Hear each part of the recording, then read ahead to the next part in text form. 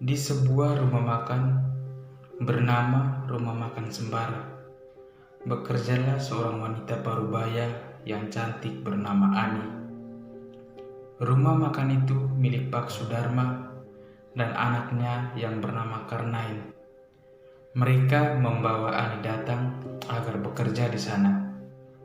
Mereka sangat akrab dan sudah saling mengenal. Ani bekerja sebagai pelayan di sana, menyediakan makanan dan minuman bagi pelanggan yang datang. Suatu hari, ia bekerja seperti biasanya, dan Karnain yang sedang duduk dan menulis. Tiba-tiba, datang seorang pria bernama Iskandar. Dia masuk menggunakan pakaian yang compang-camping dan rambut yang kusut. Karnain lalu berhenti menulis dan bertanya kepadanya. Ada keperluan apa, saudara? Tidak. Pria tersebut kemudian pergi. Karnain bingung dan menatap heran pria tersebut. Tak lama kemudian, Karnain menyapa Ani yang tengah bersiap-siap dengan pakaian kerjanya. Mereka mengobrol sambil Ani bekerja, mengelak meja-meja dan radio yang ada di meja kasir.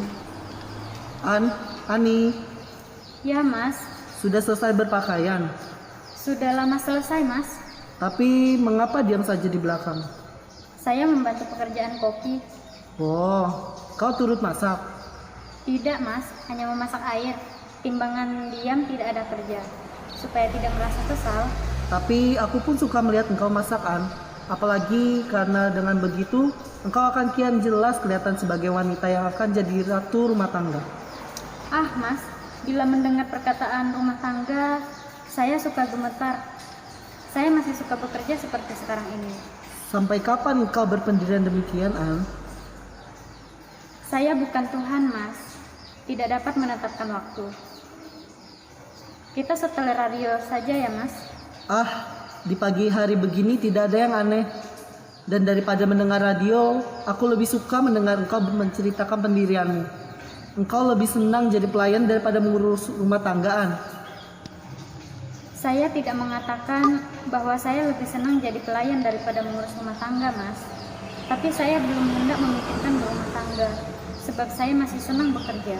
Tapi An, ketika engkau dulu kubawa ke sini, keinginanku bukan hanya melihat engkau jadi pelayan di sini saja. Aku ingin melihat engkau menjadi wanita yang sungguh-sungguh wanita. Dan wanita yang kumaksudkan itu ialah wanita yang cakap mengurus rumah tangga. Mas, saya tiada mempunyai perkataan untuk menyatakan terima kasih atas kebaikan budi Mas sudah membawa saya ke sini. Tapi ketika saya datang di sini dulu, saya tiada ingin lebih dari jadi pelayan. Jadi pegawai sebagaimana kesanggupannya orang miskin dalam mencari sesuap nasi. Tentu dari Kapten Suherman untukmu, An. Barangkali untukmu, Mas. Ya, di sini rumah makan Sambara. Tuan Sudara belum datang. Saya anaknya. Ya.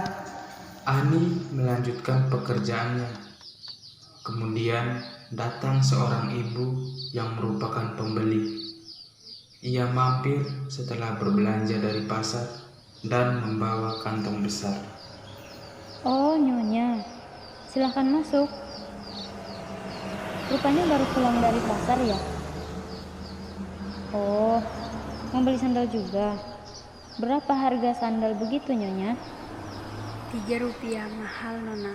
Saya beli karena saya butuh saja. Tapi kuat dan bagus, Nyonya.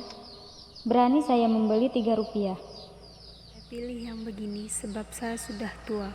Untuk kaki Nona tentu saja mesti lebih bagus dari ini. Dan saya lihat tadi di sana memang ada yang cocok sekali dengan kecantikan Nona. Kopi susu atau susu coklat yang mesti saya buatkan untukmu, Nyonya? Saya hendak membeli manisan belimbing. Masih ada? Oh, ada, Nyonya. Berapa puluh? 20 saja, lebih dari 20 uangnya tidak cukup. Hendak kemana, Mas? Ada perlu dulu sebentar.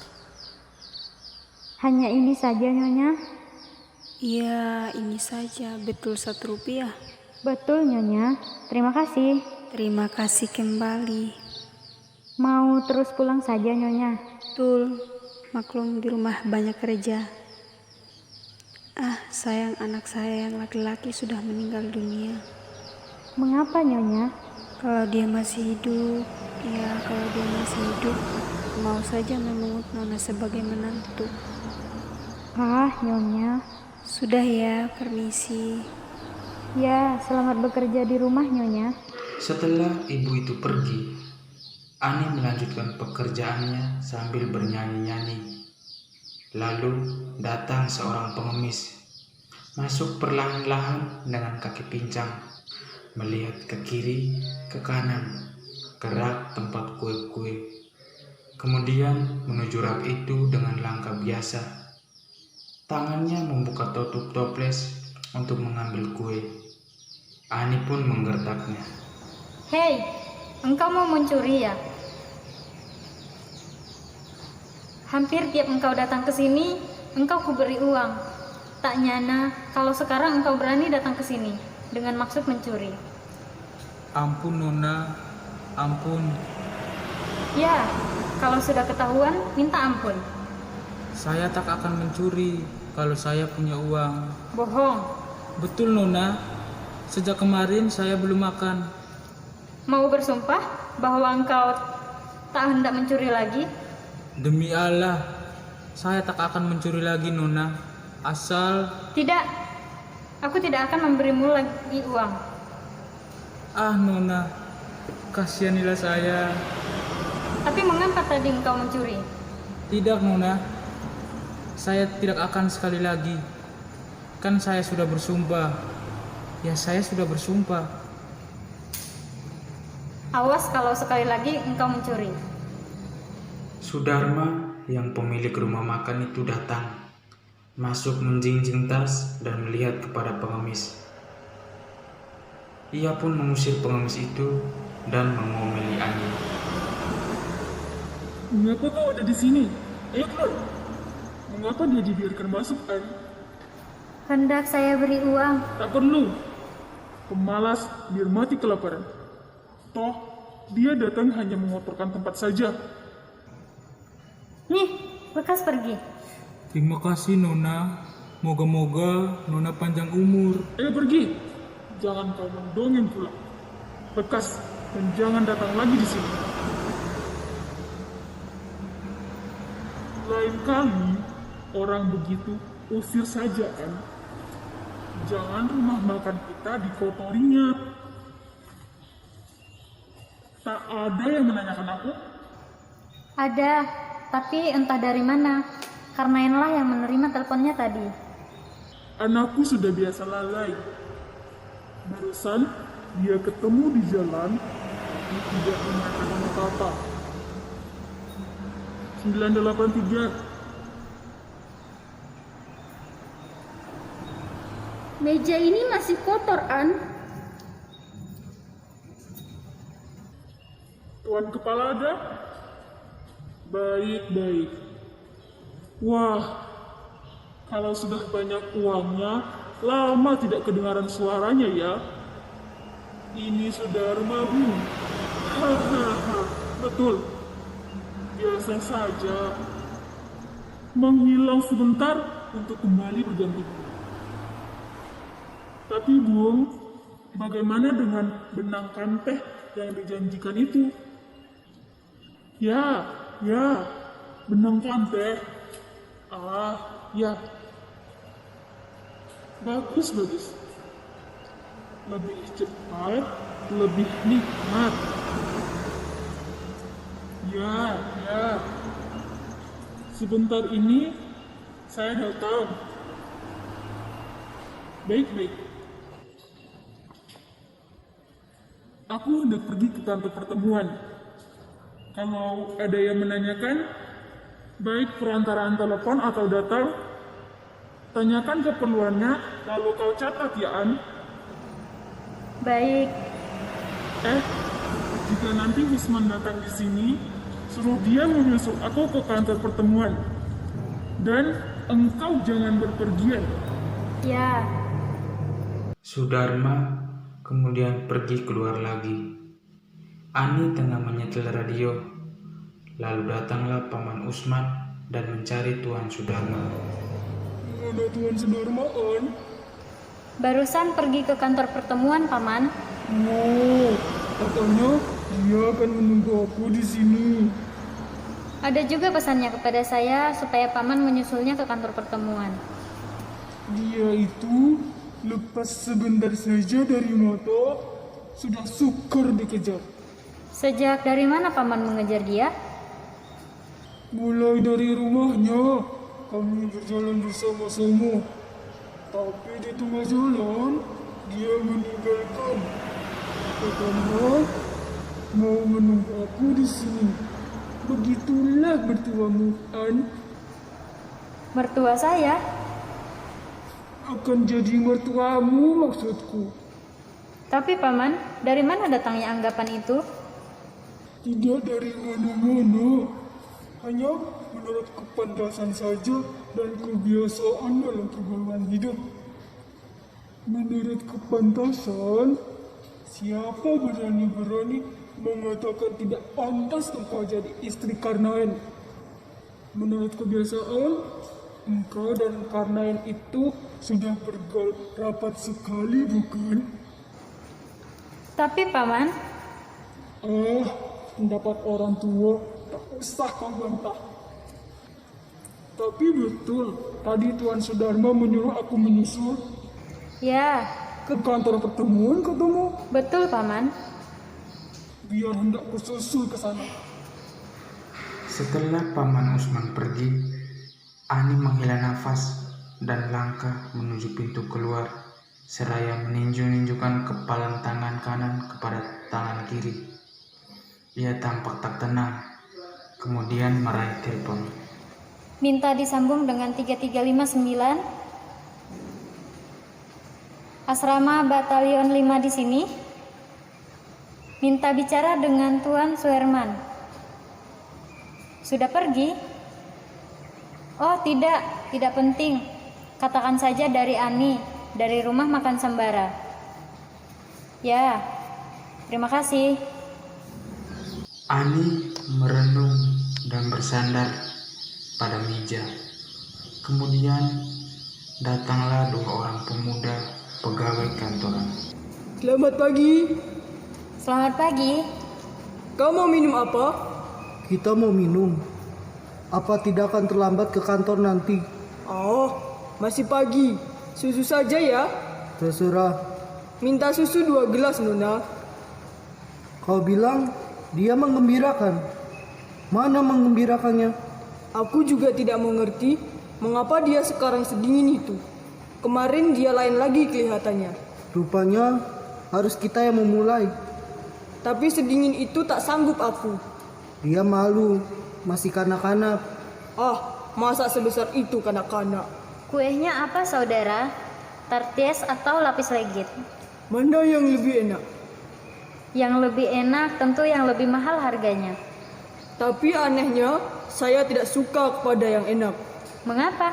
Sebab dia bukan manusia biasa, Nona. Keluar biasanya ialah kalau Nona sudah tahu kali kenal dengan dia, maka dia... Ya, nanti saya akan nelpon di sini. Asal saya sudah diberitahu nama Nona dan nomor telepon di sini. Tapi saya hanya mau menerima bila yang dibicarakan dalam telepon itu sungguh-sungguh penting. Itulah pulakannya, Nona. Tinggal kau tanyakan saja apa ditafsirkan penting oleh Nona itu.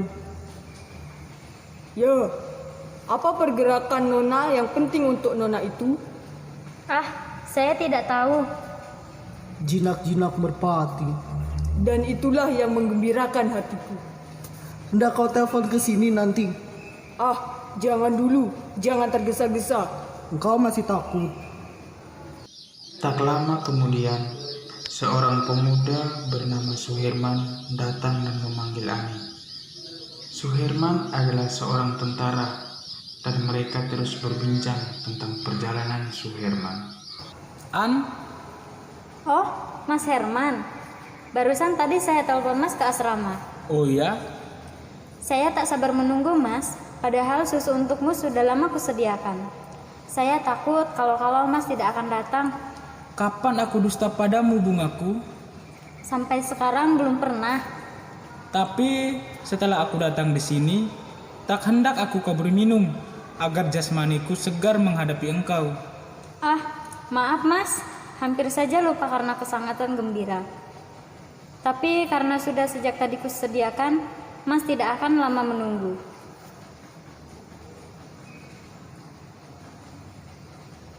Berapa, Nona?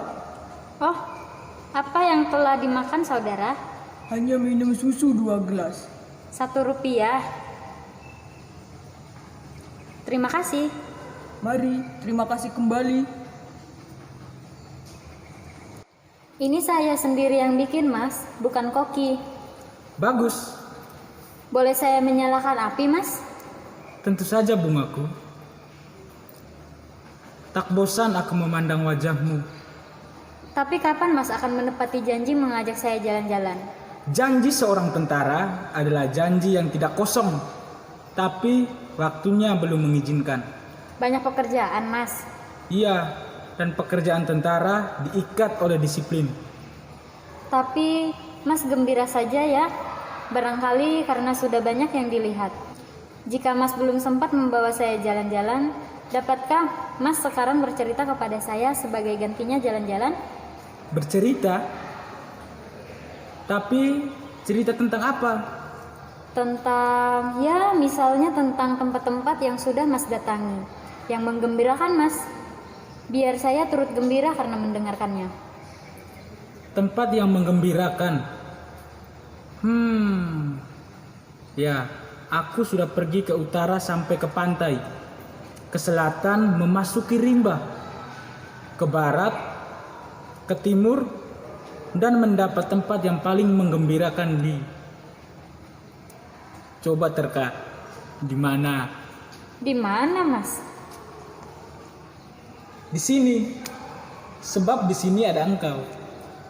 Jika begitu, tidak usah saja pergi dari sini. Pergi dari sini bagaimana? Ah, Mas, seringkali saya ingin pergi, sebab seringkali saya merasa kesal. Bagaimana, Mas, supaya saya tidak kesal? Sekarang kesal juga berhadapan dengan aku. Tidak. Tersenyumlah, supaya aku pun tidak kesal memandanginya. Siapa bilang engkau tidak indah? Segar rohaniku menghadapi engkau. Tapi akan sering Mas menengok saya. Sudah pasti bungaku. Dan janji tentara adalah? Janji yang tidak kosong. Saya percaya. Tapi pula tentara mesti selalu berdisiplin. Sekarang juga aku tak akan lama diam di sini. Nanti datang lagi di sini. Tentu. Jam berapa? Takkan sampai menjelang 1 jam. Asal kewajibanku sekarang selesai dilakukan, aku datang lagi dan ada lagi di hadapanmu. Dan janji tentara adalah? Janji yang tidak kosong. Kutinggalkan di kau bungaku. Segarlah, jangan layu sebelum dipetik. Ani mengantar Suherman sampai ke depan pintu, lalu masuk dan membereskan gelas-gelas. Kemudian Rukaya masuk dan menyapa Ani. Rukaya adalah teman dekat Ani. Lalu mereka pun mengobrol bersama.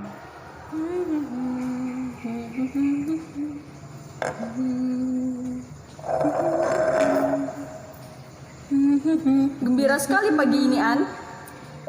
Apa tidak boleh manusia bergembira lantaran ada harapan? Oh, engkau rupanya hendak mengajak aku berfilsafat. Tapi harapan dari mana, An? Dari orang baik, Ruk. Dari orang yang mengerti kepada keinginanku. Oh ya? Siapa gerangan orangnya? Tak usah kau tahu. Oi, agak degil pula engkau ini ya. Degil atau tidak degil, tapi aku tak akan mengatakannya. Walaupun begitu, namun keteranganmu sebagai kawanku sangat kubutuhkan. Keterangan apa? Apa artinya, Ruk, bila perempuan ingin menyerahkan segenap raga dan jiwanya kepada laki-laki? Oh, engkau sudah sampai ke sana. Itu sama saja dengan 2 kali 2, yaitu 4. Perempuan ingin menyerahkan raga dan jiwanya kepada laki-laki, yaitu cinta. Patut merah kemerahan. Betul, kemerah-merahan. Sangkamu, engkau dapat menyembunyikan isi hati. Ah, kukira kebahagiaanku hanya impian, tak akan sampai kelihatan orang lain. Siapa laki-lakinya, An? Tidak akan kusebutkan, belum waktunya. Cantik? Jantan? Itu bukan soal untukku. Yang membahagiakan aku ialah lantaran dia mengerti kepada keinginanku. Aku mengiri juga padamu, tapi... Tapi apa? Ah, tidak. Katakan saja, Ruk. Katakan. Ingin aku bertanya, apakah hendak menyerahkan raga dan jiwa kepada laki-laki itu menurut perasaan saja, atau juga menurut pikiran? Sebab, menurut pendapatku, cinta itu baru benar jika pikiran turut menghitungnya. Tapi ini hanya pendapatku saja. Pendapat seorang perempuan yang tak mau dipandang lebih rendah oleh laki-laki, oleh umat yang umumnya menyandang hidup dengan pikiran. Kalau aku menghadapi laki-laki dengan perasaan saja, alamat akan celakalah aku sebagai perempuan. Jadi menurut engkau, laki-laki itu dianggap? Musuh, tapi kawan. Aku belum kesana, Ruk. Tak usah, nanti seperti aku, sukar mendapat tunangan. Sehingga sekarang juga, sekarang aku mengiri padamu. Sungguh, aku mengiri, An. Aku takut kalau engkau sejak sekarang takkan lagi jadi kawanku. Ah, masa, Ruk? Aku sekarang masih juga aku yang kemarin. Bohong, engkau sekarang sudah jadi kepunyaan laki-laki itu. Sudahlah, nanti aku bersua lagi. Nanti dulu, engkau mau kemana? Tergesa-gesa benar. Hendak menengok dulu tempat untuk rapat nanti. Nanti kesini lagi. Selama engkau di sini, belum dibawa laki-laki itu, tentu aku kesini. Ani kembali merenung. Iskandar datang dan masuk ke dalam rumah makan tersebut. Mereka terkejut dan berdiri memandangi Iskandar. Oh, engkau yang selalu datang di sini bukan untuk belanja? Ya, aku datang di sini bukan untuk belanja, tapi untuk menengok, melihat engkau. Untuk menakutkan aku? Terima kasih. Apa? Terima kasih. Karena kau takut. Aku tahu bagimu aku memang bukan seperti laki-laki yang banyak. Ya, tidak seperti yang banyak. Tidak tahu adat kesopanan. Duduk bukannya di tempatnya duduk. Aku manusia merdeka. Tapi di sini rumah makan, bukan kebun tempat pelancongan berbuat semaunya. Pelancongan? Orang boleh berkata sesuka hatinya. Tapi bagiku lebih baik aku disebut pelancongan daripada setiap engkau diam di sini untuk bermain sandiwara, menjual kecantikan, menipu laki-laki supaya mau belanja di sini. Berani pula engkau menghina aku. Maunya engkau hanya dipuji saja. Peduli apa untukmu? Sangkamu aku seperti mereka, datang di sini untuk minum karena ditipu oleh kecantikanmu. Tutup mulutmu. Tidak, selama bibirku melekat pada badanku, aku berhak berkata kepadamu. Hak? Hak apa? Memangnya aku ini kerabatmu yang boleh kau hina? Memangnya rumah makan ini rumahmu, tempat engkau berkata dan berbuat semaunya terhadap orang lain? Ya, aku tahu, engkau menaruh dendam kepadaku, sebab kau cinta kepadaku, tapi tak sanggup mengatasi laki-laki lain, lantaran engkau tidak bekerja, kecuali mondar-mandir mengukur jalan. Apa? Aku cinta padamu? Memangnya aku ini buta? Sangkamu aku suka melihat kecantikanmu. Apa arti bajamu? Lekas pergi, tak sudi aku melihat mukamu. Dasar lancongan, tidak tahu adat, gampang saja membuka mulut. Engkau yang gampang membuka mulut, memainkan bibir. Kau sangka bibirmu itu dipandang bagus oleh semua orang. Pergi. Tidak. Pergi.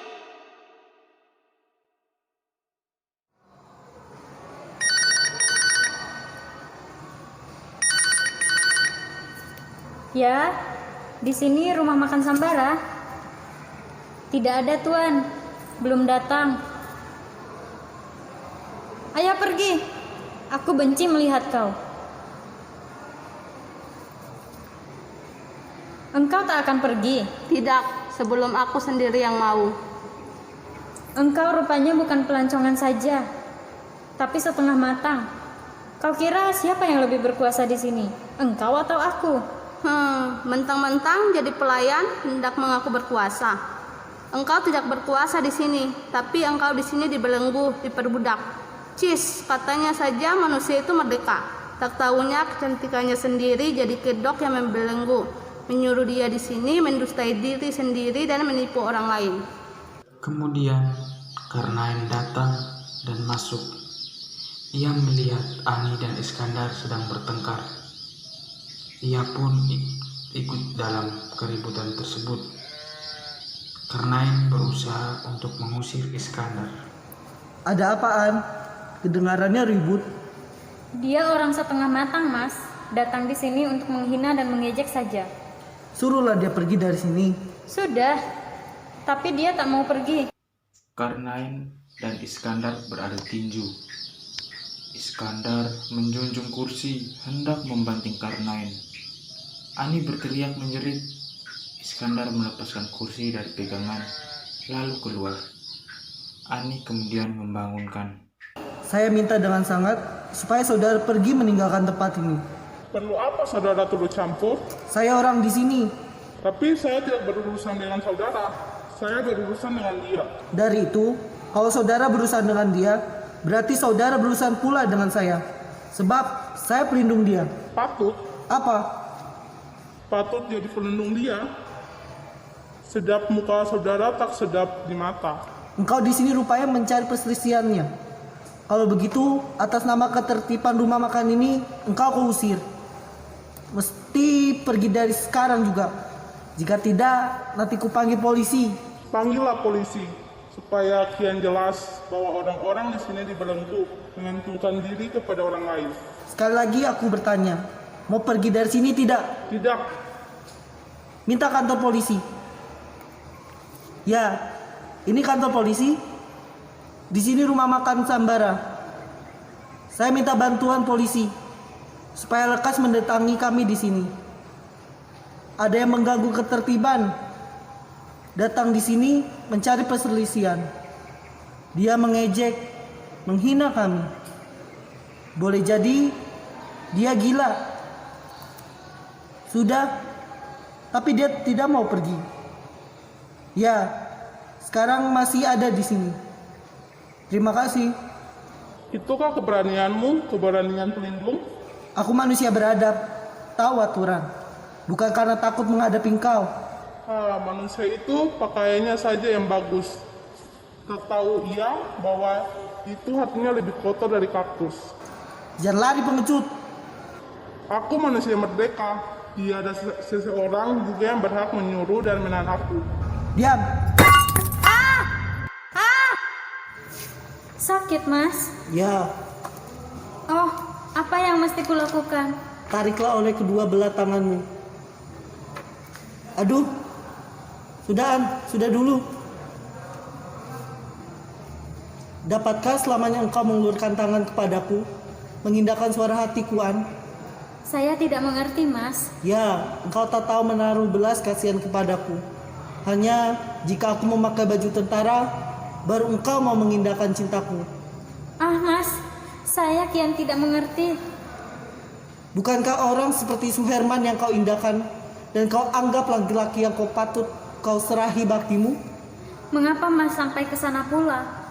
Engkau kusayangi, Mas. Kusayangi sebagai adik terhadap abang. Tak nyana bila Suherman Mas anggap sebagai saingan.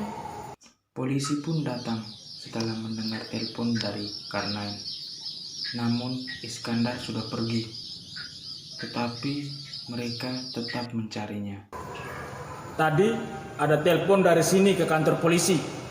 Benar, saya yang telepon. Mana orangnya yang mengandalkan keonaran itu? Sudah pergi setelah meninju saya pula. Tapi kalau dicari, dia belum jauh larinya. Dia mesti tertangkap, Tuan. Mesti sebab tangan saya sakit sampai begini.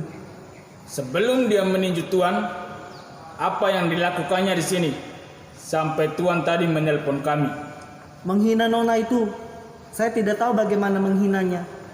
Cuma ketika saya datang ke sini, kedapatan mereka sedang bertengkaran kata. Sebagai orang di sini, saya lalu menyuruh orang itu pergi meninggalkan tempat ini. Tapi membatu sampai terpaksa saya menelpon polisi. Nona dihina bagaimana oleh orang itu? Sebenarnya orang itu sudah sering datang ke sini, tapi tidak selalu datang untuk belanja. Begitu pula tadi, datangnya hanya untuk duduk di atas meja.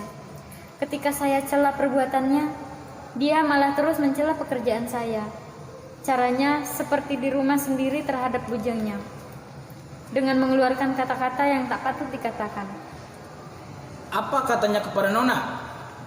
Bahwa saya di sini menjual kecantikan, bahwa saya di sini jadi pendusta, penipu. Lagi pula ia berkata dengan marah-marah. Nona tidak bersikap apa-apa terhadap dia? Saya usir, tapi dia membatu. Tidak ada sangkaan kalau orang itu gila.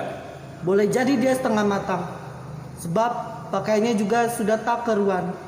Rambutnya kusut, mukanya seram. Tidakkah orang itu memakai celana hitam? Bajunya putih, sudah kotor di sebelah panggungnya. Ya, betul dia.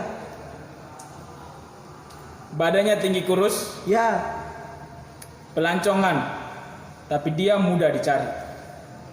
Tuan Sudarma pun datang bersama Paman Usman. Mereka heran dengan keributan yang terjadi. Ia merasa keberatan karena telah mengganggu dan merugikan rumah makannya. Oh, ada apa? pelancongan membuat keonaran di sini. Lantas, Ya, polisi hendak menguruskannya. mana orangnya sekarang? Kok berani benar membuat keonaran di rumah makanku? Apa yang dilakukannya di sini? Dia menghinani, meninju saya, dan terus lari. Karena itu akan Tuhan cari, bukan? Sebab saya tidak merasa puas. Kalau betul orang itu sebagaimana yang saya lukiskan tadi, niscaya saya dapat mencarinya. Kami dari pihak kepolisian sudah tahu di mana dia sering ada. Saya rasa betul, tak salah lagi dialah orangnya. Baik Tuan, saya akan menjalankan kewajiban. Jika ia sudah diketemukan, nanti tentu dibawa kemari. Dalam 1 jam ini, jangan Tuan dan Nona pergi dulu dari sini. Sebab bagaimanapun juga, dalam 1 jam ini saya akan datang lagi ke sini memberi kabar. Nanti dulu. Sebagai yang punya rumah makan, saya memberatkan pengaduan anak saya itu. Sebagaimanapun juga, orang yang bikin keonaran di sini berarti hendak merugikan perusahaan saya, bukan? Betul. Nah, dari itu saya sangat mengharap supaya dia lekas tertangkap. Ingin segera kulihat batang hidungnya. Ada-ada saja rumah makanku mau dijadikan tempat adu tinju. Tapi tidak engkau yang salah. Kalau saya yang salah, saya tidak akan berani menelpon polisi. Bagaimana sih asalnya? Hah? Dia orang setengah matang, Paman. Mulanya datang di sini mendapatkan Ani. Waktu saya tidak ada, ketika saya datang di sini, kedapatan Ani dan dia sedang bertengkaran kata. Oh, begitu. Apa yang ditengkarkannya, An? Dia menghina saya, mengganggu saya. Tapi begitulah. Selama engkau tidak kawin, engkau akan selalu diganggu orang. Akan selalu merasa tidak aman. Karena itu ku nasihatkan supaya lekas saja kawin. Orang kawin nyata mendekati keselamatan, menjauhi kecelakaan. Tidak sia-sia Tuhan mengadakan aturan mesti kawin kepada umatnya. Tetapi itu bukan lantaran saya tidak kawin, Paman. Orang itu tidak sopan saja. Boleh jadi setengah matang. Kalau engkau punya suami, kan tidak akan ada lagi laki-laki yang mau mengganggu engkau. Tapi kalau dia sudah kawin, berarti akan meninggalkan pekerjaan di sini. Itu tak hendak kuizinkan. Apa alamannya setelah kawin dia tetap bekerja di sini? Dengan begitu, malah memberi kesucian kepada rumah makan ini. Sebab nanti tidak akan ada lagi laki-laki yang datang di sini dengan maksud hanya main-main dengan Ani. Betul tidak, An? Betul juga, Paman. Nah, kawinlah. Jangan jauh mencari suami. Kawinlah dengan Karnaen. Tidak, Paman. Dia sudah ada mempunyai pemuda yang diidam-idamkannya. Loh, siapa? Suherman, kapten tentara. Oh, kukira dia akan kawin dengan kamu. Mentang-mentang kau kiai, kau di mana-mana terus saja menganjurkan kawin kepada orang yang belum kawin. Seperti engkau saja yang nanti hendak membelanjai ongkos rumah tangga suami istri itu. Aku bicara atas nama pagar keselamatan. Nanti dulu, jangan membicarakan kawin. Kawin perkara gampang. Asal si laki-laki sudah ada uang, tinggal jadi. Tapi An, tadi tidak ada telepon untukku? Ada. Dari siapa? Saya lupa menanyakannya dari siapa-siapa. Kok lupa? Kan tadi aku berat berpesan supaya yang menanyakan aku mesti tercatat dan ditanya apa keperluannya. Jika begitu, sia-sia saja aku menggaji orang di sini. Itu berarti melakukan keuntungan. Sebab orang yang menelpon itu sudah pasti berurusan dagang. Saya tadi sedang kacau ingatan. Ah, kacau ingatan. Hanya yang sakit rohani kacau ingatan. Memang sudah biasa. Kacau ingatan itu jadi penyakit orang yang belum kawin. Mengapa engkau menangis, On? Saya ingat kepada nasib, Paman. Tapi mengapa mendadak sekali? Saya ini sendiri di dunia. Tak ibu, tak bapa. Dan orang yang saya anggap tempat menumpangkan diri ternyata tidak sayang. Sabar, Nak, sabar. Orang sabar dikasihani Tuhan. Dia menunggu saudara Kapten Suherman. Menunggu bagaimana? Ada apa sih yang terjadi di sini? Ada apa yang terjadi, An? Tidak apa-apa. Saya tidak mengerti. Apa maksud saudara dengan dia menunggu saya itu? Bukankah saudara cinta kepadanya? Tapi apa salahnya saya mencintai dia? Cinta saudara tentu tidak hanya cinta saja. Ya, lantas? Begini anak muda, menurut kebiasaan, cinta itu adalah bunga dari perkawinan. Jadi... Sudah. Jangan aku terus yang diombang-ambingkan. Rupanya saya datang di sini sangat tidak kebetulan. Lebih tidak kebetulan lagi, karena baru sekali ini saya mendengar orang hendak turut campur dengan cinta saya. Dalam cita-cita saya datang di sini akan menemui kebahagiaan.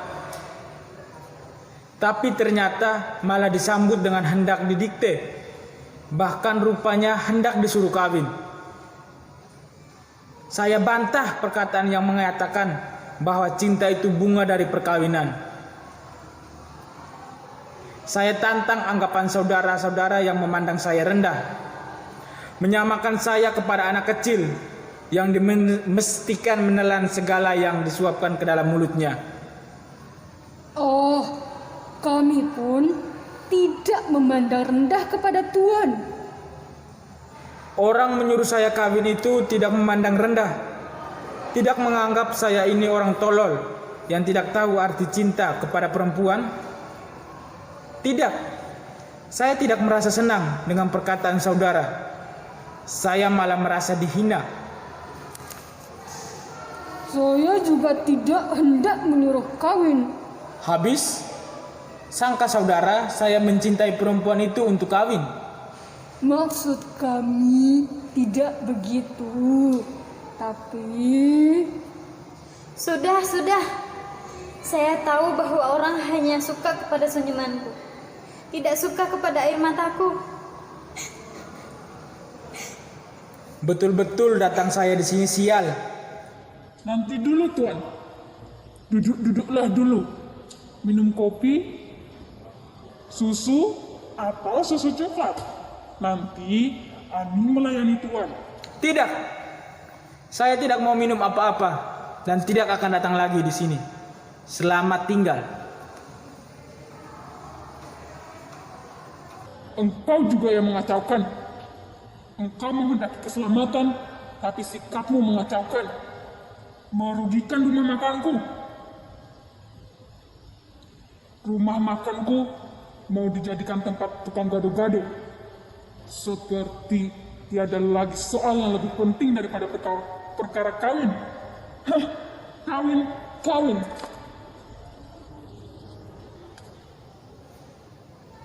Betul, orang ini yang Tuan maksudkan itu. Ya, betul.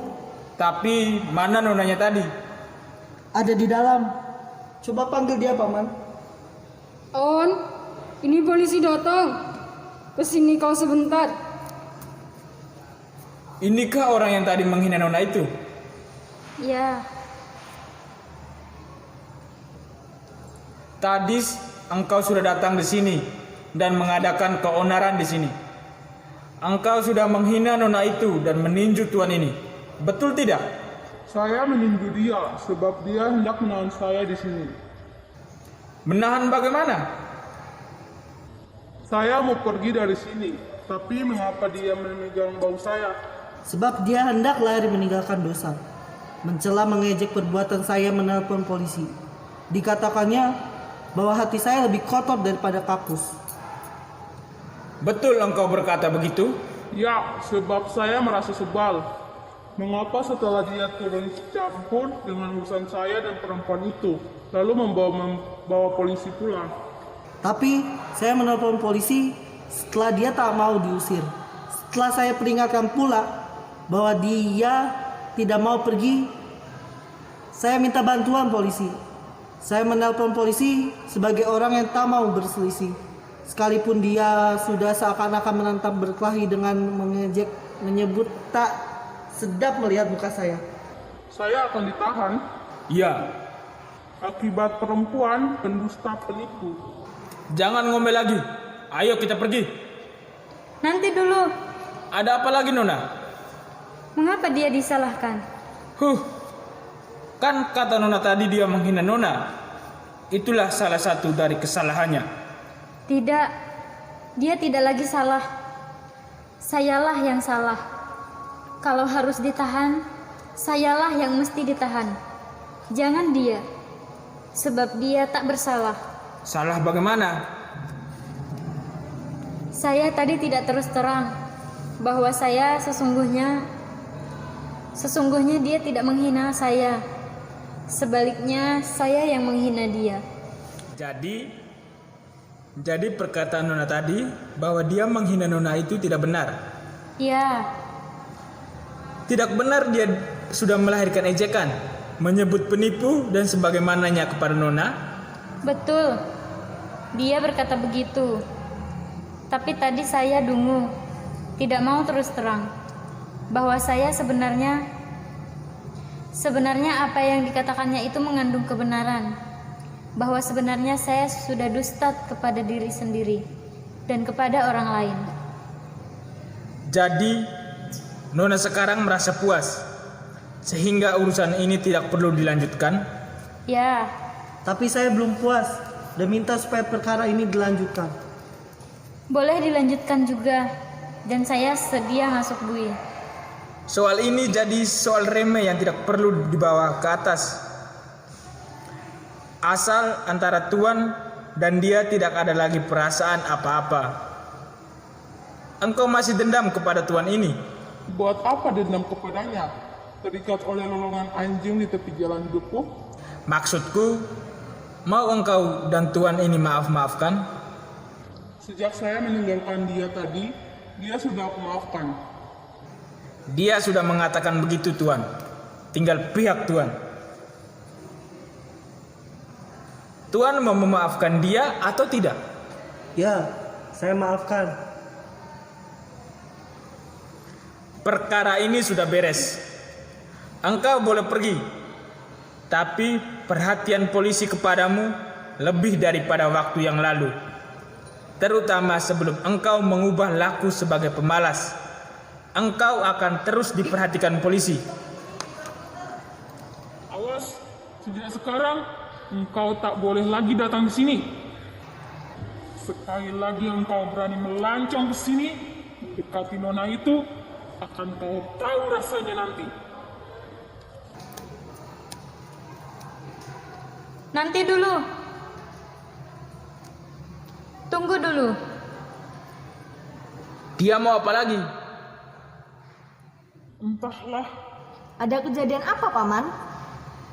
Wallahualam, kita lihat saja.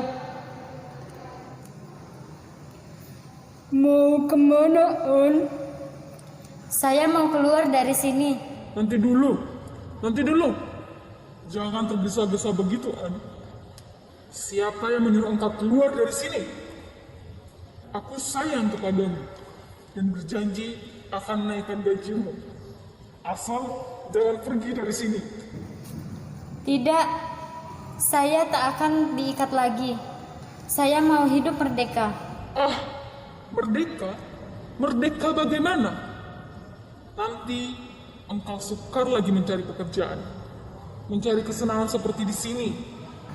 Saya tidak senang di sini. Karena itu saya mau pergi.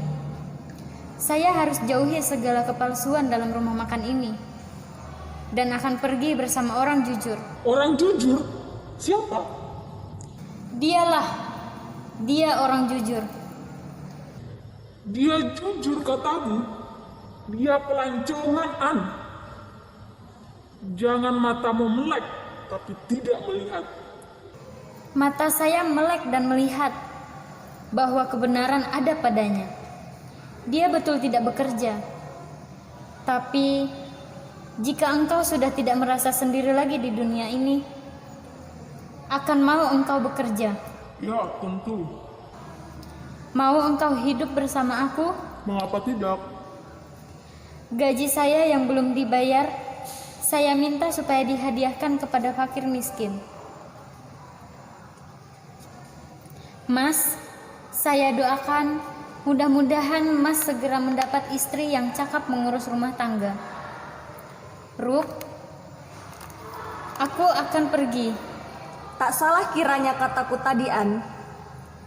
Bukan, Ruk. Aku yang sekarang bukan lagi aku yang tadi kau sindir. Aku akan berhenti main sandiwara dan akan pergi bersama musuh tapi kawanku. Mengawani dia sebagai perempuan yang akan berjuang berdampingan. Engkau berkata lain dari tadi. Jika tadi aku mengatakan iri padamu untuk menyindir belaka, sekarang aku mengiri padamu dengan sungguh-sungguh. Tapi Ruk, apa yang mesti kau irikan? Kalau aku sekarang masih juga aku yang tadi. Marilah kita pergi bersama-sama. Kopermu tidak berat? Mau kau bawa? Ya, sebagai laki-laki. Nah, jika begitu engkau tidak malas, tidak lagi dicurigai polisi. Nanti dulu. Kamu berdua akan kawin? Bisa jadi, Paman. Jika demikian, ku sampaikan doa. Moga-moga kamu berdua dilindungi dan dikaruniai Tuhan selalu. Mari, Ruk. Kita pergi.